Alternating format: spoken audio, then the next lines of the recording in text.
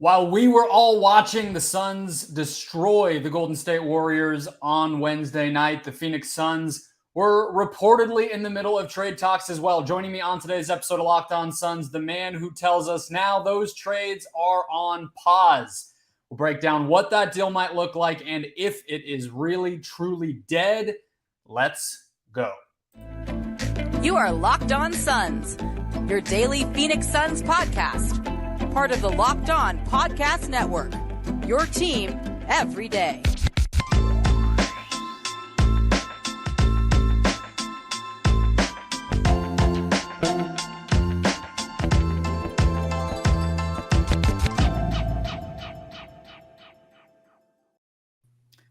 We are back. This is Locked On Phoenix Suns. We are part of the Locked On Podcast Network, and I'm your host, Brendon Kleen, a credentialed media member covering the Suns for the past 6 seasons, and a writer at Suns.com and Dime Magazine. Thank you all so much for making Locked On Suns your first listen to close out your week. Happy Friday. Thank you for joining us. We're everywhere, and we are free everywhere.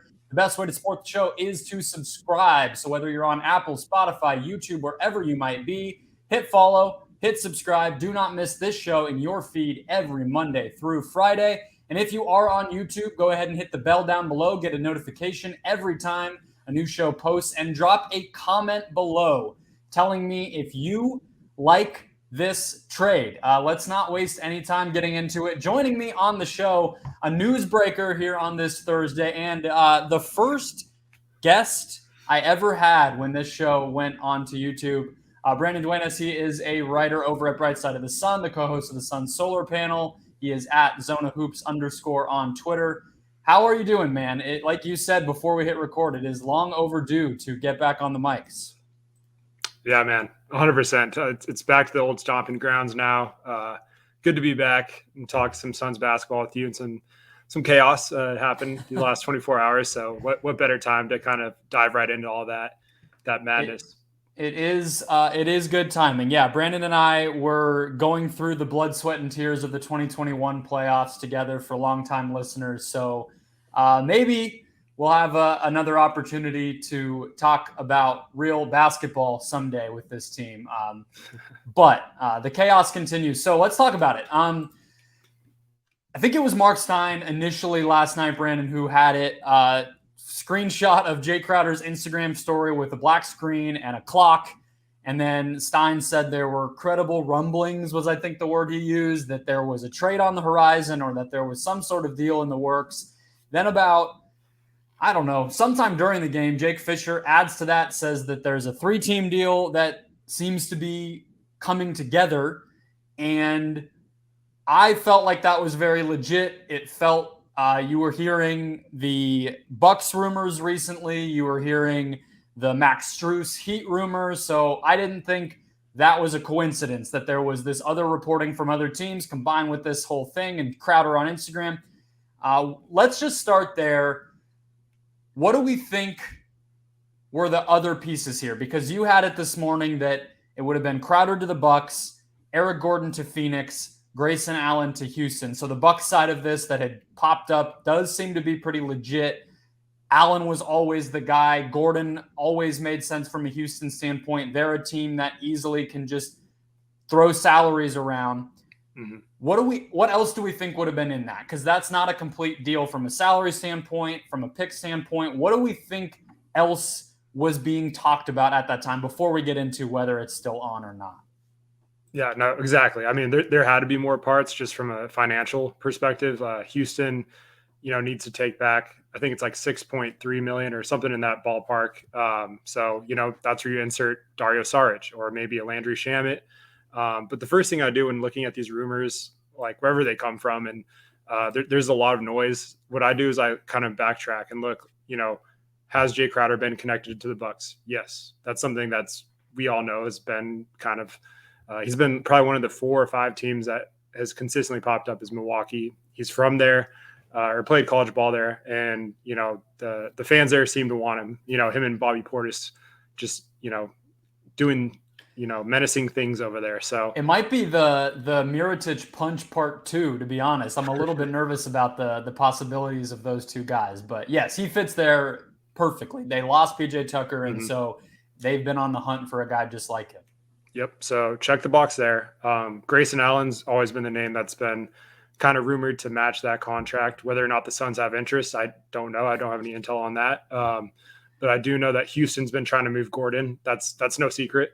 The Suns have been linked to Eric Gordon. So that's another box I check. And then it just comes down to what Houston wants in return. And to me, it's, they've been pretty stingy about the draft capital. So that could ultimately be what the hangup was. I don't think the Suns would kill the deal over someone like Dario or Landry. In this case, I'd hope not, just send whichever one to make that work. But if it's Houston just being stingy, saying we want, a first round pick and, 2 future seconds, or just, something that Phoenix is like, yeah, we're not doing that. The other possibility, and I think this one might be more realistic because the Suns have been tied to KJ Martin a few times. That's popped up. So, and I do think that's legitimate. He kind of fits what they need in terms of an athletic forward that can, cut, dunk, block shots, get up and run the floor. He'd fit in perfectly. So it could be similar to like what we saw with Utah with Bohan and Vanderbilt, where, James Jones got a little greedy and said, send me Jared Vanderbilt too. And the deal kind of fell apart. KJ Martin could have been Vanderbilt in this scenario. That's complete speculation, not reporting anything, but just trying to connect dots because, I think in order for a deal like that to fall through, there had to be more to it. I want to get to the similarities to the Jazz deal because I want to get into like what the Suns might be thinking as they're pursuing this, because now we have two that, like you just said, they fit that track record, they fit that same mold. Mm-hmm. I listened to Jake Fisher's podcast, or his like live show thing that he does, which is called Please Don't Aggregate. And he mentioned that it doesn't sound fully off, but it also doesn't seem close. And that's not even to disagree with what you said. It's just these things move quickly, right? It could be that version's off and then a different version's back on. And these things move very quickly. And he said he wasn't sure completely of the other pieces. So it feels like what I'm a little bit tripped up by here, Brandon, is it had to be very, very close for it to get out, because I know there's 2 other teams involved, but things the Suns don't tend to leak, right? Like, I think that Jazz deal was very close, which is why it got out there. Even Gambo had it. Other people in the Utah market had it, etc. This one, it must have been very close. So I think you're right that it's probably related to picks. I mean, the construction that I see that makes the most sense is Crowder to Milwaukee, Gordon and Martin to the Suns, Allen and, let's say, Shamet to Houston, and probably a first-round pick to Houston, maybe multiple picks on top of that.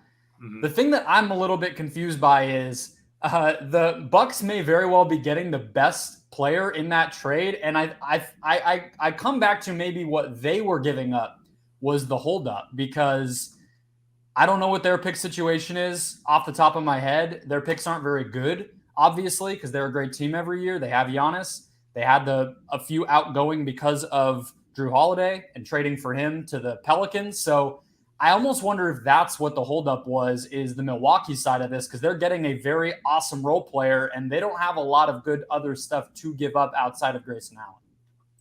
Yeah, that's a good point. I think a lot of people just kind of assume it's going to be the Houston Phoenix side of things, when in reality, a 3-team trade, it's complicated. I mean, you're dealing with so many moving parts and draft picks that, and we all know James Jones. This guy's not going to make a trade unless he wants to do it and it's his way. So that's why he's kind of, I've seen on Twitter jokingly, people are like, he's the king of almost making trades. I think he plays chicken with teams and they don't think he's going to budge. So by all accounts, this trade could still be something that's in the works later on down the road. Maybe, the team makes a concession here or there where they're kind of being stubborn because it's early. And like you said, when things leak out like this, it's usually, it must have been on like the 1 yard line. So especially when Jae Crowder's like, posting a clock on his Instagram story, it was probably, it felt like a done deal at that point, I'm sure. And the credible rumblings from Mark Stein, I think there's more to it. We'll see some more information pop up, and hopefully something gets done here soon with the Crowder situation, because I'm just kind of sick of it, to be honest. That's exactly what I said to somebody at the game last night. Is I'm like, obviously, we all want to just see this trade work out for both sides. It's been such a weird scenario. It would suck if the Suns just got screwed by it. It would suck if Crowder ended up on a bad team where he didn't get to win. Like, I just want it to work out, but I also just want it to be done. Like, I'm ready to stop talking about it. I'm sure the Suns are ready to stop having a dead roster spot. I was trying to check Instagram on my phone as everybody heard it drop onto the ground. No answer from Crowder yet. No extra Instagram stories or anything. So I'm surprised by that, because it seems like if this did get tripped up in some way, Crowder would be pretty PO'd. But who knows? We'll see. It is a work in progress here. If anything, I think this tells us the Suns want to move on something. And so what I want to talk about next is the Jazz trade that almost was this Rockets trade and Bucks trade that may or may not happen. What are they telling us about what the Suns are going to do, or what they want to do, at least with these trades? First, I want to tell everybody about Masterclass. We have a host on staff who started taking the Steve Martin comedy class, and he was immediately blown away by how legitimate these things are. They are not just celebrities standing in front of a camera making stuff up or doing it for a paycheck. With Masterclass, you learn from the world's best minds anytime, anywhere, and at your own pace. You can learn how to tell jokes, prop comic, SNL, actor, the great Steve Martin, improve your comedy skills with over 180 classes beyond the Steve Martin from a range of world-class instructors. That thing you've always wanted to do is closer than you think. We recommend it to anybody. There's cooking. I think Martin Scorsese does a directing class. There's yoga. There's all sorts of things to get you the insight and expertise that are going to make you great. So this holiday, give one annual membership and get one free by going to masterclass.com/locked-on today. That's masterclass.com/locked-on. Terms and conditions apply. All right, Brandon. So we talked about your report that the trade is on pause here. We talked about what the different permutations of it might be. James Jones, for the record, you're totally right that he's going to play chicken. He's going to do things on his terms. But we have seen this before too. Kelly Oubre, that trade with the wrong Brooks that everybody remembers, Marshawn versus Dylan. And then what did James Jones do? He turned around and he did the trade like the next day. So if it is very, very close, we could see it happen. But either way, you mentioned it in the last segment, and I want to spend some time on it. The similarities in these two packages. So with Utah, it was Bojan Bogdanovic, and it was reportedly Jared Vanderbilt. This time around, it's Eric Gordon, and it's KJ Martin. There's a very clear track record. It's veteran scorer and young athletic forward. And I personally love that approach. I loved going short and long term at the same time, trying to plug two holes at once. And I think those are two very legitimate needs. So do you think it's smart for Jones to approach it this way? And do you think those are the right holes to try to fill? Because it's pretty obvious that's what's going on at this point. Yeah, absolutely. And I think I'm going to contradict something I just said, and that we both just said about the whole, I just want it to be over with. At the same time, you do want it to be something that's beneficial to the team, like you mentioned, short and long term. So, in November, sure, get greedy, especially back before the season started, be as greedy as you want, because the longer you wait, the more names are going to pop up and become available, especially this upcoming trade deadline. I think a lot of teams are tanking for a certain someone, so there could be some rewards to being patient. So, for me, I'm totally fine. As much as I do want it to be over, I want it to be a result that we're all happy with, right? So I think it's a smart way to go. You're feeling, like you said, a veteran scorer that you can plug in the playoffs and can get you buckets. That's something they just don't have. Like Suns, for example, Suns fans already are falling in love with, and myself included, Dwayne Washington Jr. So, and why is that? Because he can go get you a bucket. So imagine how we're going to feel about how low the bar is, right? Exactly. So imagine how we're going to feel about an Eric Gordon or If we ended up getting Bogdanovich or someone of that caliber that is, just a professional scorer, and that's something they need. So if you can fill that void and get an athletic forward, that's a home run. Absolutely. I posted this on Twitter earlier where I don't think people realize Gordon is still a pretty darn productive player. I mean, it's early in the season. He's older. You always worry about injuries or nagging things that weaken his game, but he's off to a really good start. He's at least on offense, right? 59% true shooting. He has the most assists per 36 minutes since 2014, which is when the Suns pursued him. The same number of drives per game as Cam Payne has this year, which that's not an elite number, but it just goes to show what they would be getting. A third of Gordon's shots this year have come at the rim.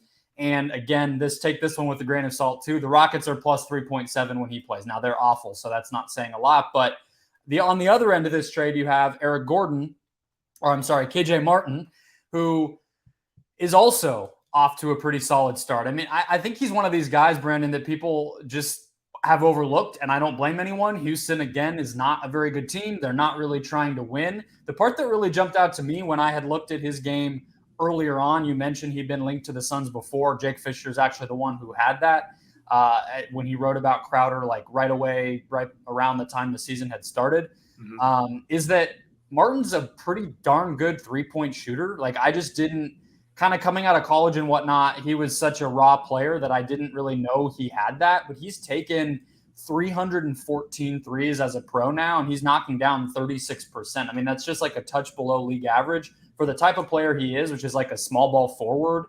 That's perfectly good. And all the other aspects of his game with his athleticism, his ability to create turnovers, his switch ability, to knock down threes like that, it's just like he's a plug-and-play player, in my opinion, for a playoff team, for a contending team. Is he going to be a 30-minute-a-game guy like he maybe is on some nights for the Rockets?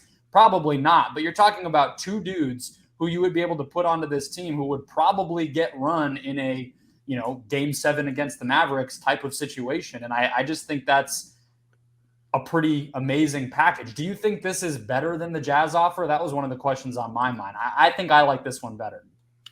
That's tough, and my thing is, like, I love Vanderbilt. I think defensively he's on a different level than KJ Martin is, but the beauty of Martin, like you mentioned, is he can shoot and space the floor and adds that athleticism. So it's just kind of a pick your poison where, I think Martin fits better next to Deandre if you want to go bigger because he can space the floor, whereas Vanderbilt and Ayton, the spacing might get a little crowded. But overall, I would say this trade in a playoff series, which is what this is all about, right, is I think it's probably a little bit better in terms of what the Suns need specifically right now. There is a world, though, where if, the Suns decided to go a different route at the trade deadline and, did make a big move for a certain someone, which we might talk about later, that maybe someone like Vanderbilt might be a better fit. So I don't know. It's tough, but I'd give this Houston package an edge just because I agree with you. I think Martin is one of the most underrated players in the league, which I think Vanderbilt was entering this season. But now that he's got that opportunity to play, like really play, people kind of are starting to realize how special of a defensive player he is. I was trying to look around the league because I had in here in the notes, like, is this the best the Suns can do? I mean, the Jazz offer is not on the table anymore, obviously. Bojan is a Piston. I was trying to think, like, are there other similar packages like this around the NBA? I mean, so one guy that I don't think I've brought up a ton on the podcast, but that I've started to keep my eye on a little bit, and when the rumors started to build up online last night during the game, I was going to that. I did think it would be Houston when I literally was walking home walking to my car from the game, and I was like, it's the Rockets. But I thought of the Spurs because Josh Richardson, another guy where people just forget about these dudes when they go to bad teams. He has been a good shooter again since he got to San Antonio.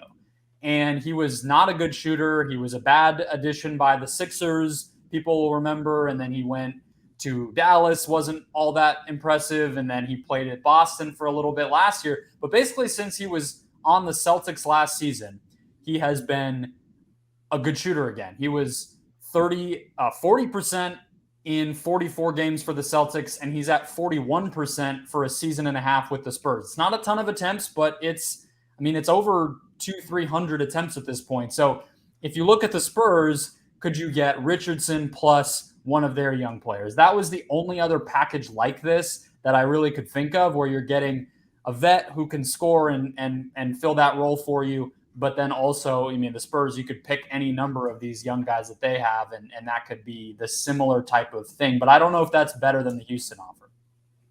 Yeah, I did the same thing as you, just trying to look for anything similar. And there really is not a ton of options that kind of line up to that. So and even the Spurs one is like kind of almost like a stretch, because it's like, which young player are they going to send? And like, what are they getting back in return for? It'd be a three-way, obviously, because they're not going to want Crowder, but it's tough. There's not a lot of options for that specific type of trade, which is why I think Jones is like, either we're going to do this or we're going to save all of these contracts that are tradable and stack them up and do something big, which I'm all for if they can actually get that to happen. Kyle Kuzma is another name, and like him and like Harrison Barnes have popped up a little bit. I don't know why the Wizards would trade Kuzma at this point, or why the Kings would trade Barnes. They're finally good. Exactly. So those two teams are trying to make a play-in run. So unless they liked Crowder and wanted some veteran leadership, and that's even then, it's like it's a little tough to like think of trades that match perfectly for what the Suns want to do and what these either rebuilding teams or like fringe play-in teams want to do. So it's a tough time to trade right now here in November. Yeah, no, and like you said at the beginning, the opportunities will only increase as time goes on. I think we've already seen that, and I think let's talk about Utah again, right? Like if things flip back, you could easily imagine that Utah is a team that starts to think about trades again. It's not going to be the same exact package. Maybe Vanderbilt's untouchable, but there's Clarkson and there's Beasley and whatever. So more of this will materialize. I'll just close by saying, on the Crowder side of things with the Bucks, I think the thing that this trade, the reason I'm holding out optimism that there some version of it could still happen, is I think the smart thing about this one is the Suns aren't the desperate team as much here. Whereas with Utah and Detroit as your trade partners, or just Utah, whatever it was going to be, you would have been, right? Like the Jazz aren't desperate to trade Bogdanovich. They're definitely not desperate to trade Vanderbilt, whereas the Bucks really need that player. I mean, they're off to a good start, but by the end of the season, they're going to want to have that hole filled. And so if you can capitalize on, if it really is the Bucks factor in this that's holding things up, or that's a component of it, well, I could see them getting more desperate as time goes on, and that'll help the Suns because they're not up against it the same way that they were when those Utah rumors came up. And it's like, yeah, you like to trade Crowder because he just left your team. It's a little different now. So let's wrap that up. Let's talk about Kevin Durant. He gave an interview, not a ton of Suns-related things, but I just love the mess here. So we're going to talk about what KD said and what it could mean for the Phoenix Suns. First, today's show, guys, brought to you by BetOnline, your number one source for sports betting info, stats, news, and analysis all year long. Get the latest odds and trends for every pro and amateur league out there, from football to basketball to esports, and best of all, soccer. We've got it all at betonline.net. Speaking of soccer, I told you guys when the odds were posted for the World Cup, but with the game less than 5 days away, we have odds for USA Wales, which is at noon local time on Monday. The USA is favored, I want to say, barely, but they're getting plus odds. So plus 153 for a US money line. The over-under for goals scored is 2. That's a pretty nice line. They're both minus 110 there, but you can also get USA odds to get out of the group stage. You can get England odds to lose, which is a lot of fun just to have some money on as well. It's all there, betonline.net. So head to the website today or use your mobile device to learn more. Bet Online, where the game starts.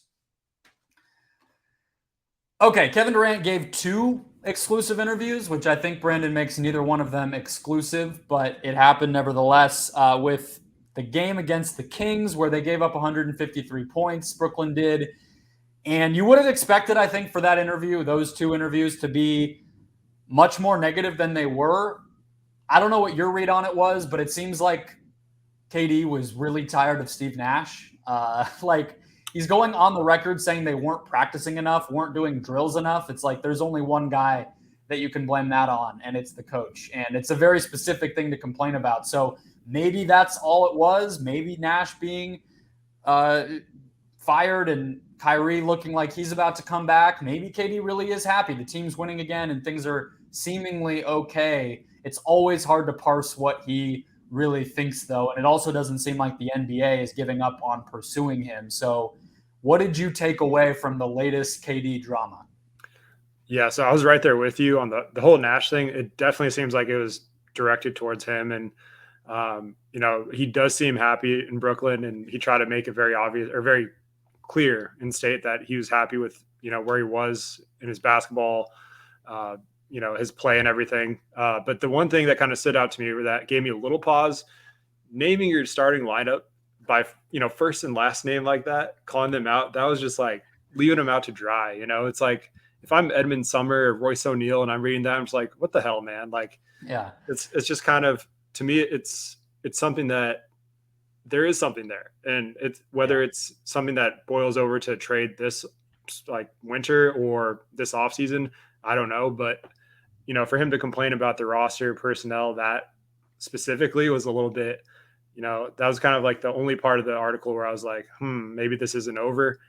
But other than that, like, I totally agree. It just seemed like Nash's organization and structure, especially he's coming from Golden State where, everything during that time period was probably just, like a machine, operated like a machine there. So it's a huge difference. And I'm, getting to first time head coach. It's a tough task for Nash to manage. A lot of people say like the more talent you have, the easier. Sometimes that's not the case. Like trying to get the best out of them and deal with egos and especially in Brooklyn, like it was not an easy job. And I think he's kind of set up for failure there. But yeah, we'll just have to see. I think so. I'm not going to go on a whole rant, but it's kind of funny when these star players do this, like LeBron with we don't have a bunch of lasers on our team comment early in the year. And like now with KD, it's like, all right, Edmund Sumner is starting because Ben Simmons is playing like garbage, right? Like Nick Claxton is starting because you demanded DeAndre Jordan be on your team when you came to the Nets 3 years ago, and then that made the team part ways with Jared Allen, who would be starting and would be excellent for this group. Like it's just kind of funny when the players play such a clear role in the building of the team, and then it doesn't turn out, and then all of a sudden the GM screwed it all up. It's like, do I think Sean Marks has done a perfect job? No, but like we all watched how this all played out. We're not dumb. We know KD is just as much to blame with some of these moves as anyone. And it's like, yeah, Edmund Sumner is kind of a crappy starting point guard, but like, welcome to the mess you made, Kevin. Like, this is what happens, It's just like, what are you going to do? You can't blame everybody all the time. You did this. No, 100%. Him and LeBron are both and this is more recent for Durant. I think this is the first time he's been a player GM, is like what I like to call it. That's kind of like what LeBron was for the Lakers. And, if you want to do that and you're going to call the shots, then you got to have some accountability for that as well, instead of just pointing the blame elsewhere. So I think that's part of, I feel like he sort of tried to stay towards directed all towards Nash. But then, like I said, just seeing that direct quote just about the starters, that's where I'm like, this thing is still a ticking time bomb. And I think it will implode eventually. It's just a matter of when at this point. And, we'll see. They've played better without Kyrie, and now Kyrie's coming back. So, even on the court, it's just not a good roster. It's just not a very great team. So even if you buy that he's in a somewhat better place, I think it's impossible to just completely turn a blind eye to it because he's too great of a player and that situation is too messy to write off. But I was thinking through it. I feel like you look around at the teams who were pursuing him. I don't think Boston has any real reason to do this with how well they're playing, how well they've weathered the storm of Udoka leaving. The Raptors are a maybe to me. I have the Heat. I think they would definitely still do it. They have not started very strong this year. They don't have a lot in the way of offensive firepower. And then the Pelicans, I think you could go either way on. I think that core is interesting, but they also are going to get expensive very quickly. So maybe you cash in now. But I think the Suns are still on that list. I also want to just point out to people too, like we're talking about this Crowder trade. It seems like it might happen soon. This doesn't have to be the only trade. Like even if it's a Rockets thing and you do get Gordon, and it is Crowder plus somebody else, you still have whichever of Saric and Shamet you don't trade. You have Torrey Craig. You have DeAndre Ayton, who becomes available on January 15th, which we don't have to get into, but that's just a fact. And then Cam Johnson, who still could be traded, especially now that he wasn't extended. I think teams would like that idea more because they don't have to pay him whatever the Suns agreed to. They can pay him what they want to pay him. So you can do multiple trades this season. I don't know if it's going to be a Crowder trade plus something as big as Kevin Durant, but I think the Suns are very much still on the market, even after whatever they do with Crowder, to potentially do something else. So I don't think this closes the book. If KD keeps being happy, if the Suns trade Crowder, I'm still not going to write this off because I just think there's too much smoke there. Yeah, no, definitely. And I think, as long as they have one of Saric or Shamet, they can still make a swing. Like you just pointed out, it's if they traded both of them and Crowder in some weird, I don't know, some trade that's just, doesn't really move the needle, then that'd be almost impressive at that point. So I think get a $30 million player who's not very good. Yeah, that would be exactly. Russell Westbrook, I guess, right? Oh Lord, no. But yeah, there's still a lot of flexibility there, even if they did make, like you mentioned, just Saric and Crowder or Crowder and Shamet. So that's the one thing you got to tip your cap to with Jones. Even if you're frustrated and an impatient, instant gratification person, they still have flexibility. So they're in good shape entering the trade deadline. All right. It was Chaos Day. There's been a lot of those. Brandon, thanks for joining me. Folks, you guys can catch our show again on Monday. We'll be back with Game Talk. There's a game on Sunday night. I don't know who they're playing, and more all throughout the week. You can follow Brandon at @ZonaHoops_, listen to the Suns Solar Panel show. And in the meantime, go make Locked On Sports today your second listen here on this Friday to catch up on everything across the whole world of sports in 20 minutes or less. That show is available wherever you get your podcasts, and I will talk to you guys next week.